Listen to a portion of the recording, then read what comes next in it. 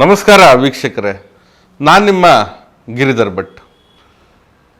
ಬಹಳಷ್ಟು ಜನ ಇದೊಂದು ಮಾಹಿತಿಗಳನ್ನು ಕೇಳ್ತಾ ಇರ್ತಾರೆ. ಕಿವಿಯಲ್ಲಿ ಏನೋ ಒಂದು ರೀತಿಯಲ್ಲಿ ಅಸಹಜವಾದಂಥ ಧ್ವನಿ ತರಂಗಗಳು ಬರ್ತಾ ಇರ್ತವೆ. ಯಾರೋ ಮಾತಾಡ್ದಂಗೆ, ಪಿಸುಗುಟ್ಟು ಹಾಗೆ, ಕೆಲವೊಮ್ಮೆ ಗೋಡೆಗಳಲ್ಲೂ ಕೂಡ ಶಬ್ದ ಬಂದ ಹಾಗೆ, ಕೆಲವೊಮ್ಮೆ ಏನೋ ಒಂದು ರೀತಿಯಲ್ಲಿ ನಾನೇನು ಮನಸ್ಸಿನಲ್ಲಿ ಅಂದ್ಕೊಂಡಿದ್ದೇನೆ ಅದನ್ನು ಯಾರ ಬಾಯಿಂದನೋ ವಾಪಸ್ ಬರೋ ಹಾಗೆ, ನನ್ನನ್ನು ಯಾರೋ ಹಿಂದೆ ನೋಡೋ ಹಾಗೆ, ಮತ್ತೊಂದು ಮಗದೊಂದು ಈ ರೀತಿಯಾದಂಥ ಮಾತುಗಳು ಬರ್ತಾ ಇರುತ್ತೆ. ಇದೇನೋ ಅವರ ಮಾನಸಿಕತೆಯಿಂದ ಆಗ್ತಾ ಇದೆಯೋ ಅಥವಾ ನಿಜವಾಗಲೂ ಘಟಿಸ್ತಾ ಇದೆಯೋ ಅನ್ನೋದು ಒಂದು ಪ್ರಶ್ನೆ. ಏನೋ ಮೈ ಮೇಲೆ ಬಂತು, ಕೂತ್ಕೊಂತು, ಕಿವಿಯಲ್ಲಿ ಏನೋ ಶಬ್ದ ಬಂತು, ತಲೆ ಏನೋ ಸುರುಳಿ ಆಕಾರದಲ್ಲಿ ಬರ್ತಾ ಇದೆ, ಅಥವಾ ಕಾಲಲ್ಲೇನೋ ಒಂದು ರೀತಿಯಲ್ಲಿ ಜೋಮು ಹಿಡಿತಾ ಇದೆ, ಹೊಟ್ಟೆಯಲ್ಲೇನೋ ಶಬ್ದಗಳು ಬರ್ತಾ ಇದೆ, ಪಿಸುಧ್ವನಿ, ಮೆಲುಧ್ವನಿ, ಬಿಡಲ್ಲ ಅಂತಿದೆ, ಹಿಡಿಯುತ್ತೆ, ಬರುತ್ತೆ, ಕಾಡುತ್ತೆ, ಪೀಡಿಸುತ್ತೆ, ಒಟ್ಟಾರೆಯಾಗಿ ಏನೋ ಒಂದು ರೀತಿಯಲ್ಲಿ ಕಾಡ್ತಾ ಇದೆ, ನನಗೆ ಅರಿವಿಗೆ ಬರ್ತಾ ಇದೆ, ಬೇರೆಯವ್ರ ಕಣ್ಣಿಗೆ ಕಾಣ್ತಾ ಇಲ್ಲ. ನಾನೇನೋ ಮನಸ್ಸಿನಲ್ಲಿ ತಿಳ್ಕೊಂಡಿದ್ದೀನಿ, ಅಂದ್ಕೊಂಡಿದ್ರೆ ಅದಕ್ಕೆ ಮೊದಲೇ ಗೊತ್ತಾಗ್ಬಿಡುತ್ತೆ ಏನದು, ಯಾಕೆ ಹಿಂಗಾಗ್ತಾ ಇದೆ, ಏನಕ್ಕಾಗ್ತಾ ಇದೆ ಅನ್ನೋದು ಬಹಳಷ್ಟು ಜನ ಕೇಳ್ತಾ ಇರ್ತಾರೆ. ಇದರ ಒಂದು ನಿಮಿತ್ತವಾಗಿ ಹೇಳಬೇಕಂತಂದರೆ ನೋಡಿ, ತಂತ್ರದಲ್ಲಿ ಇದನ್ನು ನಾವು ಬೇರೆ ರೀತಿಯಲ್ಲಿ ಅರ್ಥೈಸ್ಕೊಳ್ಬೋದು. ಆದರೆ ಕೆಲವೊಮ್ಮೆ ಮಾನಸಿಕತೆ ಕೂಡ ಬಹಳಷ್ಟು ಇರ್ತದೆ. ಕೆಲವೊಮ್ಮೆ ವಯಸ್ಸಾಗ್ತಾ ಇದ್ದ ಹಾಗೆ ಇಂಥ ಮಾನಸಿಕ ಒಂಥರ ನಡವಳಿಕೆ ಚೈತನ್ಯಗಳು ಕಡಿಮೆಯಾಗಿ ಇಂಥ ಸ್ಥಿತಿಗಳು ಬರುತ್ತೆ. ಇಂಥ ಸಹಜವಾದಂಥ ಸಮಸ್ಯೆಗಳು ಇದ್ದಾಗ ನೀವು ಮನೋವೈದ್ಯರ ಹತ್ರ ಹೋಗಿ ಅದರ ಬಗ್ಗೆ ಸ್ವಲ್ಪ ವಿಚಾರ ವಿಶ್ಲೇಷಣೆಗಳನ್ನು ಮಾಡಿಕೊಂಡು ಅವರು ಕೊಡುವಂಥ ಸಜೆಷನ್ನು ಅಥವಾ ಟ್ರೀಟ್ಮೆಂಟ್ ಏನಿದೆ ಅದನ್ನು ತಗೊಂಡು ಸರಿಪಡಿಸ್ಕೊಳ್ಳುವಂಥ ಒಂದು ವ್ಯವಸ್ಥೆಗೆ ಹೋಗಿ. ತಂತ್ರದ ವ್ಯವಸ್ಥೆ ಬೇರೆ ಇರ್ತದೆ, ಅದು ನೋಡೋಣ. ಇದು ನಿಮಗೆ ಗೋಚರ ಆಗದೆ ಒಂದು ರೀತಿಯಲ್ಲಿ ನಿಮ್ಮ ಮಾನಸಿಕವಾದಂಥ ವಿಕಲ್ಪಗಳಿಂದ ಕೂಟಿರ್ತಕ್ಕಂಥ ಒಂದು ಸ್ಥಿತಿದಾಯಕದಲ್ಲಿ ಕಂಡುಬರುತ್ತೆ. ಅದು ಮನೋವೈದ್ಯರೇ ಅದನ್ನು ನಿರ್ಧಾರ ಮಾಡಿ ತಿಳಿಸ್ತಾರೆ ಅನಿಸುತ್ತೆ. ಆ ಪ್ರಮಾಣದಲ್ಲಿ ನೀವು ಕೂಡ ಅದರ ಬಗ್ಗೆ ಕಾಳಜಿ ವಹಿಸ್ಬೋದು. ತಂತ್ರ ವ್ಯವಸ್ಥೆಯಲ್ಲಿ ನೋಡೋದಾದರೆ ಕಿವಿಯಲ್ಲಿ ಸದಾಕಾಲ ಗುಯ್ಗುಟ್ಟುವಂಥ ಅಥವಾ ಏನೋ ಒಂದು ಶಬ್ದಗಳು ಬರ್ತಾ ಇದೆ ಅಂದರೆ ನಾವು ಕರ್ಣಪಿಶಾಚಿನಿ ಅಂತ ಹೇಳ್ತೇವೆ. ಕರ್ಣ ಅಂದರೆ ಅದೊಂದು ಕರ್ಣ ಅಂದರೆ ಕಿವಿ, ಬೇರೆ ಏನಿಲ್ಲ. ಅದು ಒಂದು ವಿದ್ಯೆ ಅಂತಲೂ ನಾವು ಹೇಳ್ಬೋದು. ಅದು ಒಂದು ಗೌಪ್ಯವಾದಂಥ ಮಾಹಿತಿಯನ್ನು ತಿಳಿಸ್ತಾ ಇದೆ ಅಂತಲೂ ನಾವು ಪ್ರಸ್ತುತಪಡಿಸ್ಬೋದು. ಅಥವಾ ನಮಗೆ ಅತೀಂದ್ರಿಯವಾಗಿ ಅದು ಕಾಡ್ತಾ ಇದೆ ಅಂತಲೂ ಕೂಡ ನಾವು ಅದನ್ನು ನೋಡ್ಬೋದಾಗಿದೆ. ಇದು ಸಾಧನೆ ಮಾಡ್ಕೊಂಡು ವಶ ಇಟ್ಕೊಂಡೋದು ಅವಶ್ಯಕತೆ ಇಲ್ಲ ಯಾರಿಗೂ. ಯಾಕಂದರೆ ಸಾಮಾನ್ಯ ಜೀವನ ಸಾಮಾನ್ಯವಾಗಿದ್ದರೆ ಸರಿ, ಅದು ಅಸಾಮಾನ್ಯ ಆಗೋದು ಅವಶ್ಯಕತೆ ಇಲ್ಲ. ತಂತ್ರ ಸಾಧನೆ ಮಾಡೋರಿಗೆ ಅದು ಬೇರೆ ವಿಧಾನ, ಅದು ಬಿಟ್ಟು ಬಿಡಿ, ಅದು ನಿಮ್ಮ ಲೆಕ್ಕಾಚಾರದಲ್ಲಿ ಇಲ್ಲ. ಆದರೆ ಇದು ಸದಾಕಾಲ ಈ ರೀತಿಯಾದಂಥ ಗೌಪ್ಯವಾಗಿರ್ತಕ್ಕಂಥ ಧ್ವನಿ ತರಂಗಗಳು, ಶಬ್ದದ ಅಲೆಗಳು, ಶಬ್ದಗಳು ಯಾವಾಗಲೂ ನಿಮಗೆ ಬರ್ತಾ ಇದ್ದರೆ ನಿಮ್ಮ ಮನಸ್ಸು ಮೆಂಟ್ಯಾಲಿಟಿ ಕೂಡ ಸ್ಟ್ರೆಸ್ ಆಗ್ತಾ ಹೋಗುತ್ತೆ, ಒತ್ತಡ ಆಗುತ್ತೆ. ನೀವು ಖಿನ್ನತೆಯಿಂದ ಬಳಲ್ತೀರಾ. ನೋಡೋರು ನಿಮಗೇನೋ ಮಾನಸಿಕತೆ ಆಗಿದೆ ಅಂತಾರೆ, ಆದರೆ ಯಾರೂ ಕೂಡ ನಂಬಲ್ಲ.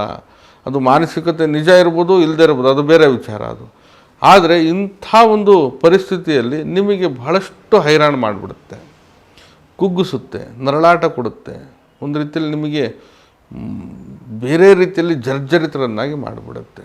ಒಂದು ಸಮಸ್ಯೆ ಇಲ್ಲಿ ಬಂದಿದೆ ಅಂದರೆ ಮತ್ತೊಂದು ಸಮಸ್ಯೆ ತಲೆಗೆ ಬಂದಿರುತ್ತೆ, ಇನ್ನೊಂದು ಕಾಲಿಗೆ ಬಂದಿರುತ್ತೆ, ಸಮಸ್ಯೆ ಆ ಒಂದು ಸ್ಥಿತಿಯಲ್ಲೇ ಕಾಲಹರಣ ಮಾಡುವಂಥದ್ದು. ಯಾರೋ ಬಂದರು ಏನೋ ಮಾಡ್ತಾ ಇದ್ದಾರೆ ಅನ್ನುವಂತಹ ಭ್ರಮೆಯಂತಹ ಒಂದು ಪರಿಜ್ಞಾನವನ್ನು ಸೃಷ್ಟಿ ಮಾಡ್ತಾ ಹೋಗುತ್ತೆ.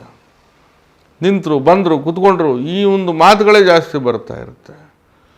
ಹೀಗೆ ಇದು ನಿಮಗೆ ಅನ್ನೋದಲ್ಲ, ಇಡೀ ಕುಟುಂಬಕ್ಕೆ ಕೂಡ ಸಮಸ್ಯೆ. ಯಾಕಂದರೆ ನಿಮ್ಮ ನರಳಾಟ, ಚೀರಾಟ, ನಿಮ್ಮ ಬಾಧೆ, ವ್ಯಥೆ, ವ್ಯವಸ್ಥೆ ಇನ್ನೊಬ್ಬರು ಕೂಡ ಅದು ಎಲ್ಲೋ ಒಂದು ಕಡೆ ಮಾನಸಿಕತೆ ಅನ್ನೋದನ್ನ ತಂದುಬಿಡುತ್ತೆ. ಈ ಕಡೆ ಸರಿ ಹೋಗ್ತಾ ಇಲ್ಲ, ಈ ಕಡೆ ಸರಿಪಡಿಸ್ಲಿಕ್ಕೆ ಸಾಧ್ಯ ಆಗ್ತಾ ಇಲ್ಲ, ಈ ಒಂದು ದರಿದ್ರದಿಂದ ಹೊರಗಡೆ ಬರಲಿಕ್ಕೆ ಆಗ್ತಾ ಇಲ್ಲ. ಹೀಗೆ ನಿಮಗೆ ಸಮಸ್ಯೆ, ಬಾಧೆ ಹೆಚ್ಚಾಗಿ ಕಾಡ್ತಾ ಇರುತ್ತೆ. ಅದ್ರ ಬಗ್ಗೆ, ತಂತ್ರದ ಬಗ್ಗೆ ಮುಂದಿನ ದಿನಗಳಲ್ಲಿ ನಾನು ತಿಳಿಸ್ಕೊಡ್ತೀನಿ. ಅದಕ್ಕೊಂದು ಸಮಯ ಬೇಕಾಗುತ್ತೆ, ಬಹಳಷ್ಟು ಸಮಯ ಹಿಡಿಯುತ್ತೆ. ಅದು ಗಂಟೆಗಟ್ಟಲೆ ಅದ್ರ ಬಗ್ಗೆ ಹೇಳಬೇಕಾಗುತ್ತೆ. ಒಮ್ಮೆ ಅದು ಸಾಧ್ಯವಾದರೆ ತಿಳಿಸೋಣ. ಆದರೆ ಇಂಥ ಪರಿಸ್ಥಿತಿಯಲ್ಲಿ ನೀವು ಈಗ ಸಹಜವಾಗಿದ್ದೀರಂದರೆ, ಅಂದರೆ ಈಗ ಯಾರು ಏನಕ್ಕೆ ಯಾವ ಕಾರಣಕ್ಕೋಸ್ಕರ ಹೀಗೆ ಬರುತ್ತೆ ಅಥವಾ ಅದನ್ನು ಹೇಗೆ ನಾವು ಇದು ಮಾಡ್ಬೋದು ಅದ್ರ ಬಗ್ಗೆ ನಾನು ಮುಂದೆ ತಿಳಿಸ್ತೀನಿ. ಈಗ ಸದ್ಯಕ್ಕೆ ಇಂತಹ ಸಮಸ್ಯೆಗಳಿದ್ದಾಗ ಈ ಪರಿಹಾರವನ್ನು ಮಾಡಿ, ನಿಮಗೆ ಇದರಿಂದ ಬಹಳಷ್ಟು ಅನುಕೂಲ ಅನ್ನೋದು ಹಾಗೆ ಆಗುತ್ತೆ. ಜೊತೆಗೆ ಇದು ಇದೆಯೋ ಇಲ್ವೋ ಬೇರೆ, ಮಾನಸಿಕವಾಗಿರ್ತಕ್ಕಂತಹ ವ್ಯವಸ್ಥೆಯನ್ನು ಸರಿಪಡಿಸಲಿಕ್ಕೆ ಮನೋವೈದ್ಯರ ಬಳಿನೂ ಕೂಡ ತಾವು ಹೋಗೋದು ಬಹಳ ಒಳ್ಳೆಯದು. ಬರೀ ತಂತ್ರಶಾಸ್ತ್ರ ಅಂತಲೇ ತಾವು ಕೂರೋದು ಬೇಡ. ಯಾಕಂದ್ರೆ ನಿಮ್ಮ ಆರೋಗ್ಯ ನಿಮ್ಮ ಜೀವನ. ಭಗವಂತನೂ ಇದ್ದಾನೆ, ವೈದ್ಯರೂ ಇದ್ದಾರೆ. ಎರಡೂ ಸೇರಿದ್ರೆ ಬದುಕಿನಲ್ಲಿ ಗೆಲುವು ಅಂತ ಹೇಳ್ಬೋದು. ಇಲ್ಲಿ ಕೂತ್ಕೊಂಡು ನಾನೇ ಸರಿ ಮಾಡ್ತೀನಿ ಅನ್ನೋದು ಮುಟ್ಟಾಳ್ತನ ಆಗುತ್ತೆ. ನಾವು ಹೇಳುವಂಥದ್ದನ್ನು ನ್ಯಾಯವಾಗಿ ಹೇಳಬೇಕಾಗತ್ತೆ. ಹಾಗಾಗಿ ವೈದ್ಯೋ ನಾರಾಯಣ ಹರಿ, ಅದನ್ನು ಕೂಡ ಸಂಪರ್ಕ ಮಾಡಿ ಅದ್ರ ಬಗ್ಗೆ ತಾವು ವಿಚಾರಗಳನ್ನು ತಿಳ್ಕೊಳ್ಳಿ. ಹಾಗೆ ಇಂಥ ಸಮಸ್ಯೆಗಳಿದ್ದಾಗ ನಾನೊಂದು ಸರಳವಾದಂಥ ಪರಿಹಾರವನ್ನು ಕೊಡ್ತಾಯಿದ್ದೀನಿ.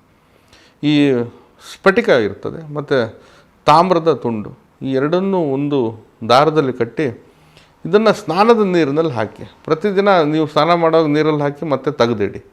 ಸ್ನಾನದ ನೀರಿನಲ್ಲಿ ಹಾಕಿ ಒಂದು 10 ನಿಮಿಷ ಇಡಿ, ಜೊತೆಗೆ ಸ್ನಾನ ಮಾಡಿ. ಸ್ವಲ್ಪ ಅರಿಶಿಣವನ್ನು ಹಾಕಿ ಸ್ನಾನವನ್ನು ಮಾಡಿ. ಸ್ನಾನ ಮುಗಿದ ಮೇಲೆ ಆ ಸ್ಫಟಿಕದ ಮತ್ತು ಏನದು ತಾಮ್ರದ ತುಂಡಿದೆಯಲ್ಲ ಅದನ್ನು ತೆಗೆದು ಮತ್ತೆ ಇಡಿ, ಮತ್ತು ಮಾರನೇ ದಿನ ಸ್ನಾನದಲ್ಲಿ ಉಪಯೋಗಿಸಿ, ಏನು ತೊಂದರೆ ಇಲ್ಲ. ಹೀಗೆ ಮಾಡೋದ್ರಿಂದ ನಿಮ್ಮ ದೈಹಿಕವಾಗಿರ್ತಕ್ಕಂಥ ಪ್ರಭೆ, ಕೆಲವೊಂದು ಕೆಟ್ಟ ಅಂಶಗಳು, ನೆಗೆಟಿವಿಟಿ ಏನಿದೆ ಇದು ತೊಲಗಲಿಕ್ಕೆ ಕಾರಣ ಆಗುತ್ತೆ. ಅರಿಶಿಣದಲ್ಲೂ ಅಂತಹ ವಿಶೇಷ ಗುಣಧರ್ಮ ಇದೆ. ಹಾಗಾಗಿ ಇದು ಪ್ರತಿನಿತ್ಯ ಮಾಡ್ತಾ ಹೋಗಿ, ಒಂದು ದಿನವೂ ಬಿಡಬೇಡಿ, ಪ್ರತಿನಿತ್ಯ ಮಾಡ್ತಾ ಹೋಗಿ. ಇಂಥ ಸಮಸ್ಯೆ ದಿನೇಕವಾಗಿ ಅದು ಕಡಿಮೆ ಆಗ್ತಾ ಮುಂದೊಂದು ದಿನ ತೊಲಗುತ್ತೆ. ಅಲ್ಲಿ ಗಂಟ ತಾವು ಮಾಡಿ, ಜೊತೆಗೆ ವೈದ್ಯರ ಒಂದು ವಿಷಯನೂ ಕೂಡ ತಿಳ್ಕೊಂಡು ಅದರಂತೆ ತಾವು ದಾರಿಗೆ ಹೋಗಬೇಕಾಗತ್ತೆ. ಮತ್ತು ಮುಂದೆ ಇದರ ಬಗ್ಗೆ ವಿಸ್ತೃತವಾಗಿ ನಾನು ತಿಳಿಸ್ಕೊಡ್ತೀನಿ. ಬಹಳ ದೊಡ್ಡ ವಿಚಾರ ಇರೋದ್ರಿಂದ ಅದರ ಬಗ್ಗೆ ಮಾತಾಡೋಣ, ತೊಂದರೆ ಇಲ್ಲ. ಯಾರಿಗಿಂಥ ಸಮಸ್ಯೆ ಇದೆ, ನಿಮ್ಮ ಮನೆಯಲ್ಲಿ ಹಿರಿಕರು, ವಯಸ್ಸಾದವ್ರಿಗೆ ಅಥವಾ ಕೆಲವೊಬ್ಬರಿಗೆ ಬರ್ತಾ ಇರುತ್ತೆ, ಅಂಥವ್ರಿಗೆ ಇದೊಂದು ಪರಿಹಾರ ಮಾರ್ಗವನ್ನು ತಿಳಿಸ್ಕೊಟ್ಟಿದ್ದೀನಿ. ಖಂಡಿತ ಮಾಡಿ, ಶುಭವಾಗಲಿ. ನಾನು ನಿಮ್ಮ ಗಿರಿಧರ್ ಭಟ್. ನಮ್ಮ ಕಚೇರಿ ಅಥವಾ ಮನೆ ಬಂದು ಜ್ಞಾನಭಾರತಿ ಯೂನಿವರ್ಸಿಟಿ ಕ್ವಾರ್ಟರ್ಸ್ ಸರ್ಕಲ್ ಬೆಂಗಳೂರಲ್ಲಿದೆ. ಬರೋರು ಮೊದಲೇ ಸಮಯವನ್ನು ಖಚಿತಪಡಿಸ್ಕೊಂಡು ಬನ್ನಿ. ಬರಲಿಕ್ಕೆ ಸಾಧ್ಯ ಆಗಿಲ್ಲ ಅಂತಂದರೆ ಈ ಕೆಳಗಡೆ ಕಾಣ್ತಾ ಇರ್ತಕ್ಕಂಥ ಮೊಬೈಲ್ ನಂಬರಿಗೆ ಕರೆ ಮಾಡಿ ಮುಕ್ತವಾಗಿ ಸಮಾಲೋಚನೆ ಕೂಡ ಮಾಡ್ಬೋದು. ಶುಭವಾಗಲಿ. ನಮಸ್ಕಾರ.